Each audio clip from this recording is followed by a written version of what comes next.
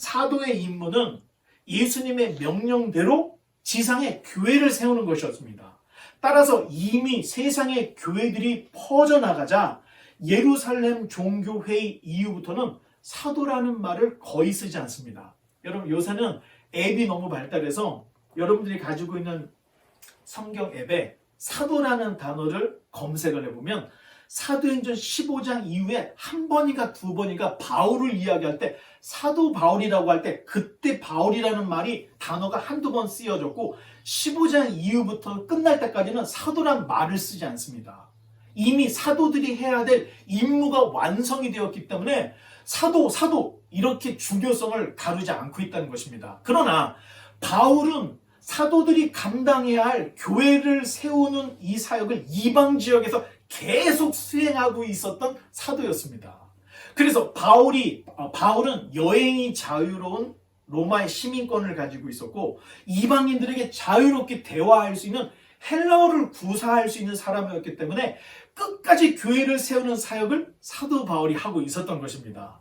따라서 이러한 사도성의 문제를 우리가 잘 알면 왜 사도 바울의 이 사도성에 대한 문제가 있었고 바울이 왜 이렇게 주장을 하고 있는지를 우리가 다 알 수가 있습니다. 그렇다고 보면 저와 여러분에게도 교회를 세우고 또 선교지에 나아가야 될 이 사도적 사명이 누구나에게 있다는 것을 알 수 있습니다. 그런데 나는 사도다 이렇게 주장하기에는 너무나도 성경을 모르는 소치구나 이렇게 생각할 수가 있다는 것입니다. 이유는 예수님의 명령대로 교회를 세우기 위해서 사도라고 하는 이런 직무가 있었는데 교회가 세워져서 사도행전 자체에서도 사도란 말을 더 이상 쓰지 않고 있는데 오늘날에 나는 사도다 이렇게 이야기하는 것을 볼 때 성경을 모르기 때문에 자기 자신을 사도라고 이야기하는 것이고 오늘날의 이단과 사이비를 우리는 이런 성경의 지식들을 잘 싸움으로 구별을 할 수 있다는 것입니다. 이제 7번째는 여자들의 머리에 수건을 쓰는 문제들입니다. 이 또한 문화적인 문제 중에 하나입니다. 이 동양권에서는 여성의 머리카락도 함부로 하지 않았습니다. 그래서 14살 이후에 성인식을 한 여성들은 타인에게 특히 다른 남정네들에게 자기 머리를 보이는 게 수치였습니다. 그래서 다 싸매고 숨기고 이런 문화가 있었습니다. 그런데 고린도의 여성들은 매우 자유롭고 동양 여성과 달랐습니다. 그리스 로마의 조각상들을 보면 우람한 남성들의 모습들을 보고 여성들이 즐기는 것들을 우리가 볼 수가 있습니다. 그만큼 개방적이었던 것을 볼 수가 있는데 이에 대해서 바울은 고린도 교회 여인들에게 당신들 예배 드릴 때만이라도 머리에 수건을 써 이런 부탁을 했습니다. 그런데 고린도의 여인들이 이것을 거부했습니다. 그러자 화가 난 바울은 그러면 남자처럼 머리를 깎든가 고린도전서에 이런 얘기가 있습니다. 이렇게 과격하게 이 감정을 표현하는 내용도 고린도전서에는 있습니다. 사실은 문화적인 문제인데 우리가 어디에 무게중심을 두고 읽느냐 이거가 굉장히 중요합니다. 이런 문화적인 문제를 걸러내지 않고 읽어버리면 그리고 그냥 그대로 교리화하거나 그대로 적용을 시켜버리면 결혼을 하지 않는 이런 이상한 문화가 생기고 예배 드릴 때 여성들만 뭔가를 써야 되는 이상한 불필요한 문화들이 생겨난다는 것입니다. 자, 이제 8번째 고린도교의 문제는 애찬, 즉 이 식사 문제였습니다. 당시 로마 시대에는 노예제도가 있었습니다. 그래서 로마의 어떤 도시에는 로마의 시민, 자유인보다는 노예가 더 많은 이런 도시들이 있었습니다. 그런데 기독교가 전파가 되니 한 교회 안에 주인과 노예가 한 지체가 되는 일들이 있었던 것입니다. 예를 들면 저는 종, 여기는 귀족이었는데 같은 교회에서 이런 성도가 되는 이런 일들이 있었다는 것이죠. 굉장히 실제적인 문제입니다. 문제는 노예들은 가난하기 때문에 이 성도들의 이 친교에 자기가 돈을 내서 음식을 장만하지 못합니다. 그래서 늘 얻어먹는 신세였고 또 늦게까지 일을 하고 와야 했기 때문에 먼저 온 부자들이 다 먹고 마시고 이 부자들은 취하기까지 했습니다. 그러다 보니 자연스럽게 교회 안에서 귀족층 또 노예층들이 구별이 되면서 가난한 노예들이 애찬식을 거부하고 조용히 교회를 떠나는 이런 문제들이 야기가 됐던 것입니다. 그런 상황을 알게 된 바울은 고린도 교회 성도 여러분, 계속해서 이런 문제가 생길 거면 아예 집에서 먹고 오고 교회에서는 이런 애찬의 문제가 생기지 않게 합시다. 이런 문제들을 바울이 이야기를 합니다. 이러고 보면 바울은 편지만 읽어봐도 굉장히 다혈질이구나, 이런 것들을 우리가 느낄 수가 있습니다. 지금까지 성경을 거룩하게만 대했던 우리들은 성경에 이런 직설적인 감정적인 면이 있다는 것을 알고 깜짝 놀라게 됩니다. 사실 우리는 성경을 너무 거룩하고 점잖고 아름답고 이렇게 고귀하게만 보려고 하는 이 고정된 관념이 있습니다.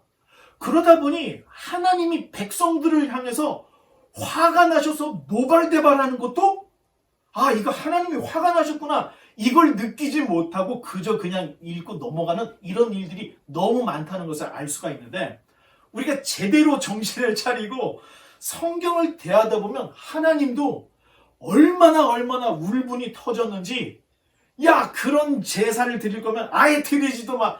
나는 니네들이 드리는 이 제사의 이 기름에 나는 냄새가 나서 죽겠어. 막 이런 얘기까지 있는 거를 알 수가 있는데, 너무 고정화된 관념을 가지고 있으면 이런 것들이 보이지 않는다는 것입니다. 고린도 전서와 후서는 바울이 고린도 교회에 보내는 교정서신입니다. 칭찬하는 데살로니가 전서 후서하고는 다릅니다. 고린도 교회에 문제가 있으니 이 문제를 해결하기 위해서 보낸 교정 편지라는 걸 잊지 말아야 합니다. 그러니 때로는 바울 입에서 이 편지에 아주 그냥 격한 말도, 내쫓아버려 막 이런 얘기도, 머리를 깎아버려 막 이런 얘기도 나오고, 감정 표현, 이 감정을 주체하지 못하는 이런 내용들이 곳곳에 있는 것을 볼 수가 있습니다.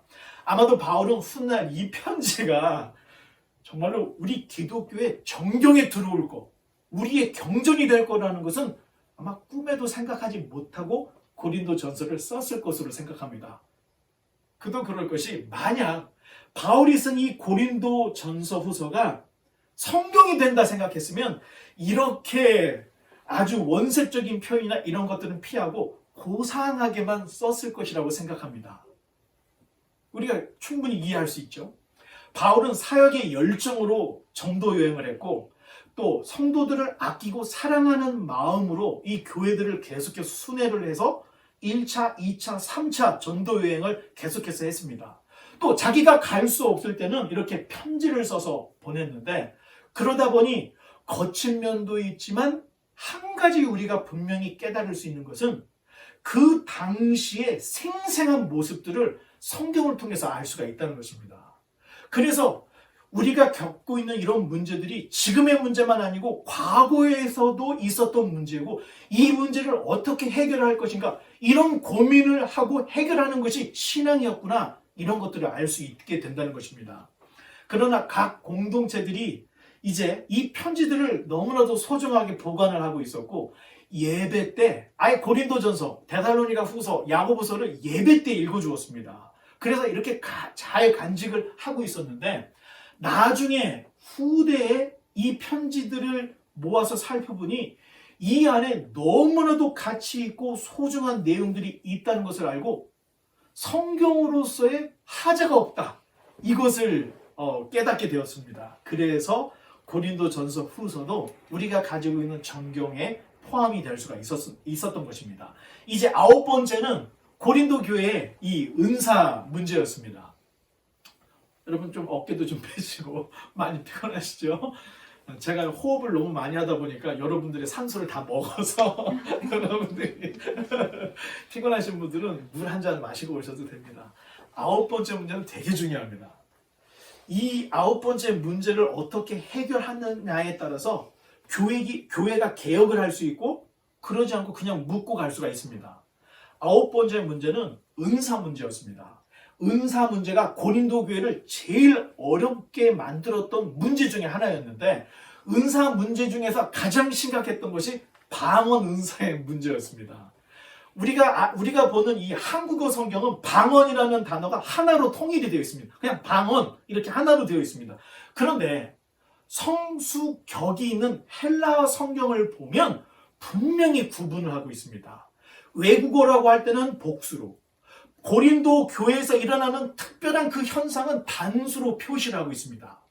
이런 것들을 구분하지 못하고 다 방언이다 생각을 하면 문제가 발생을 한다는 것입니다. 이미 살펴본 대로 성경을 그냥 문자적으로 해석을 해서 적용을 시키면 결혼하지 않는 이상한 문제, 여성들이 예배를 드릴 때 머리에 뭔가를 쓰는 새로운 문제들이, 새로운 문화들이 발생을 하게 되고, 더군다나 번역이 된 원어 성경이 아닌 번역이 된 성경을 그대로 문자적으로 교리화 또는 우리에게 적용을 해보면 방언의 은사가 신앙의 필수 조건인 것처럼 이렇게 오해가 될 수 있다는 것입니다. 하지만 실상 헬라어 성경을 우리 성경과 대조를 해서 읽어보면, 성경을 바르게 읽어보면 방언 문제가 굉장히 심각하게 삐뚤어져 있었던 잘못이었구나, 이것을 알고 깜짝 놀라게 된다는 것입니다. 요즘 유튜버 중에 양심 있는 목회자, 양심 있는 학자들이 이런 얘기들을 계속해서 꺼내고 있습니다. 아직까지 지금 현재 기독교 문화에서, 한국 교회에서 방언 문제는 굉장히 민감합니다.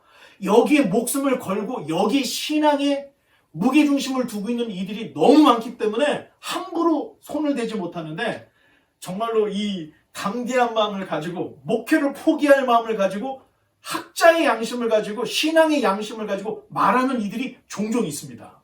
고린도 교회 안에 은사주의자들이 분명히 있었습니다. 이들은 고린도 교회 파벌 문제하고도 연관이 있었고, 당시 고린도 교회를 목회하고 있었던 아볼로가 사임하게 된 문제와도 굉장히 밀접한 이들이었다는 것을 우리는 나중에 알게 됩니다. 보통 고린도전서 12장을 은사장이다, 13장을 사랑장이다 이렇게 부르게 되는데, 성경을 제대로 읽지 않고 나에게 필요한 것을 정당화하기 위해서 인용을 하게 되면 고린도전서 12장이 은사장으로 보여지고 13장이 사랑장으로 보여집니다. 하지만 고린도전서 12, 13, 14장은 은사 문제를 교정하려고 바울이 쓴 내용이라는 것을 알면 무엇인가가 잘못되었구나 하는 것을 알게 됩니다. 이제 10번째 고린도 교회의 문제는 부활에 관한 문제였습니다. 고린도 교회에 부활에 관한 문제가 생겼습니다. 고린도에 기독교가 들어가면서 옛 철학자들이 쌓아놓았던 철학과 기독교의 부활이 부딪혔던 것입니다. 바울은 수사학을 동원해서, 또 변증법을 동원해서 부활이 기독교의 핵심이라는 것을 힘주어서 가르치고 있습니다. 만약 기독교에 부활이 없다면 기독교는 소설에 불과한 것이고, 이 세상에서 제일 불쌍한 게 바로 나야, 이런 이야기를 할 정도로 부활을 강조하고 있는 모습을 우리 또 발견할 수 있습니다. 마지막 11번째 문제는 헌금, 즉 연보의 문제였습니다. 이미 우리가 야고보서를 살펴보면서 보았던 문제는, 예루살렘이라는 도시는 종교 도시였습니다. 그래서 유대교로부터 추례를 당했다 하면은 예루살렘에서 먹고 살 길이 없는 것입니다. 그러니 예루살렘에서 기독교로 개종을 한다 할 때는 이 도시 안에서 법적인 보호를 포기하는 것이고, 가난하게 살기를 작정하지 않으면 기독교로 개종을 할 수가 없었습니다. 그러다 보니 흉년이 오면 바로 직격탄이 날라왔고, 또 달달 볶아대는 유대인들 때문에 이 예루살렘 교회는 정말로 힘들고 어려운 이런 상황이었던 것을 볼 수가 있습니다. 예루살렘 교회의 궁핍의 문제는 쉽게 해결된 문제가 아니었습니다. 그러다 보니 이 전 세계를 흩어 또 돌아다니고 있는 사역자들 중에 바울과 같은 사역자들은 소아시아 그리고 유럽의 재정이 넉넉한 교회들에게 예루살렘 교회의 사정을 이야기하고 예루살렘 교회를 돕는 연보들을 많이 부탁해서, 어떻게 생각하면 바울의 사역의 3분의 1에서 절반 정도가 예루살렘을 돕는 연보 사역이었다 이렇게 말해도 틀리지 않을 정도로 바울이 굉장히 예루살렘을 항상 신경 쓰고 있는 모습을 볼 수가 있습니다. 물론 고린도에 보내는 편지에도 연보들을 미리 준비해서 껄끄럽게 또는 좀 어렵게 이런 문제가 생기지 않게 미리 좀 준비를 해달라. 이런 내용이 고린도 전서에 기록이 되어 있습니다. 대략 이렇게 고린도 교회의 문제들이 이렇게 11가지 정도로 우리는 정리해서 생각할 수가 있습니다. 이 정도만 알면 여러분이 집에 가서 고린도 전서 읽는데 전혀 어려움 없이 읽을 수가 있습니다. 처음에 말씀드렸던 것처럼 누군가가 전화를 하고 있는데 이 사람이 누구인지, 누구와 통화하는지, 어떤 상황인지 모르는 상태에서 그렇게 할까요? 이 말로는 도대체 무슨 말 하는지 알아듣지 못한다는 것입니다. 그런데 이 사람이 누구인지, 그리고 왜 전화를 하는지, 어떤 상황인지를 알고 옆에서 들으면 무슨 문제 때문에 문제가 해결이 됐구나, 이런 거를 금방 아는 것처럼 바울의 상황, 고린도 교회의 상황을 알면 고린도 전서 후서를 읽는데 전혀 문제가 없습니다. 이제 말씀의 결론을 맺겠습니다. 대략 고린도 교회의 문제를 살펴보니 우리가 깨달아지는 것이 하나 있습니다. 그때나 지금이나 교회는 언제나 문제가 많구나, 이런 것들을 알 수가 있습니다. 어느 시대든지 신앙생활이 저절로 잘 되는 시대가 없었다는 것입니다. 뿐만 아니라 그런 교회는 없다는 것입니다. 사실 신앙생활이 제대로 되기 위해서는 바른 신앙생활을 배워야 합니다. 이 믿음의 교과서는 성경이고, 이러한 신앙의 기준이 되는 성경을 잘 알면 우리가 좌로나 우로나 삐뚤어지지 않게 교회를 세우고 신앙을 세울 수가 있습니다. 혹시 여러분들 중에 자격증을 가지고 계신 분들은 공감하는 이야기가 하나 있습니다. 사실 자격증 없어도 요리 잘 만들 수 있습니다. 저는 자격증이 없음에도 불구하고 때로는 제가 떡볶이도 만들고 김치찌개도 만드는데, 우리 가족들이 맛있다고 하니까 제가 요리를 잘하는 줄 알고 착각을 좀 할 때가 있습니다. 자격증이 없어도 할 수 있는 일이 많이 있습니다. 그런데 내가 이 요리사 자격증을 한번 따야 되겠구나, 이렇게 생각하고 요리사 자격증을 따기 위해서 배우기 시작하면 딱 배워지는 것이 하나 있습니다. 그것이 음식을 만드는 사람들이 절대 하지 말아야 할 것들을 자격증을 위한 공부를 할 때 배우게 된다는 것입니다. 이와 마찬가지로 신앙도 배우면 무엇을 하지 말아야 될지, 그리고 무엇이 중요한지를 정확하게 알고 좌로나 우로나 치우치지 않고 바른 신앙생활을 할 수 있다는 것입니다. 이런 것이 아니라 교육받지 않고 내 마음대로 자생을 하거나 어디서 주워들은 이야기로 신앙생활을 하면 분명히 문제가 생길 수가 있다는 것입니다. 바라기는 이 고린도 전서와 후서를 잘 읽어서 우리 모두가 이렇게 어렵고 또 말씀의 홍수 시대와 같은 이 시대에 좌로나 우로나 치우치지 않고, 또 곁길, 다른 길, 나쁜 길로 빠지지 않고 예수님과 사도들이 우리에게 가르쳐준 그 길로만 나아갈 수 있는 저와 여러분들이 되어서 우리의 신앙이 정말로 하나님 보시기에 아름답고 정금처럼 빛날 수 있는 이러한 신앙인들이 다 되시기를 주님의 이름으로 간절히 축원합니다. 이 시간 함께 기도하며 주님 앞에 나아가겠습니다. 현대를 살다 보면 신앙 기준에서 쉽게 해결되지 않는 문제들이 있습니다. 그 중에 하나가 주초 문제, 마약, 게임, 동성애, 정치, 경제, 문화, 이런 것들의 갈등의 문제들이 성경에 직접적으로 언급하지 않는 어려운 문제들이 있습니다. 성경도 모든 것들을 다 조목조목 이야기하지는 않고 있습니다. 그러나 성경이 우리 마음 중앙에, 신앙의 중앙에 딱 들어서면 성경적 역사관, 성경적 세계관, 성경적 가치관이 딱 생겨서 비록 언급되지 않은 문제라도 예수님이라면, 기독교인이라면 성경의 진리에 의해서 분별할 수 있는 능력이 생긴다는 것입니다.